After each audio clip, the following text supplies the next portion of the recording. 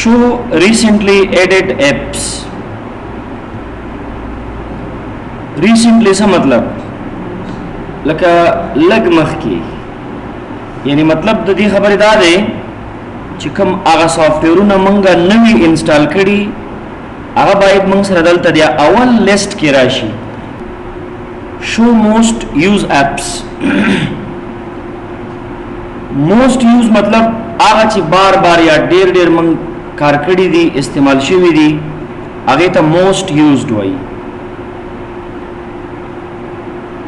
زویم چې دلته د څه کارو کا چې هغه اپلیکیشنونه باید مونږ سره اول دغه سر کې د اپلیکیشن مینیو کې راشي چې کوم ډیر مونږ یوز کړي. show most used apps دا به تاسې آن کی دا چې کله آن شي ګوري دلته راځي ځکه دلته بره خو ریسنټلی دي که دا ریسنټلی تاسې آف کړئ نو بیا به دا د سر کې راځي بره. show suggestions and start.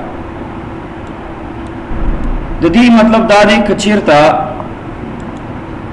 مایکروسافټ والا یا مایکروسافټ کمپنی دا اوس یو اپلیکیشن ونډوز 10 کې انسټال دی موویز ان ټي وي که مایکروسافټ په دغه اپلیکیشن کې څه کم نوي ایډیټ اپډیټس وکړي او موږ سره انټرنیټ وي نو دلته به دا سره د دې د پاسه یو الرټ یا یو میسج راځي یعنې تا ته به وایي چې دا اپډیټ کا د دې نوی اپډیټ ورژن راغلی دی او که دا تاسو چېرته آف کړئ نو بیا هغه سجیشنز به پکې نه وي.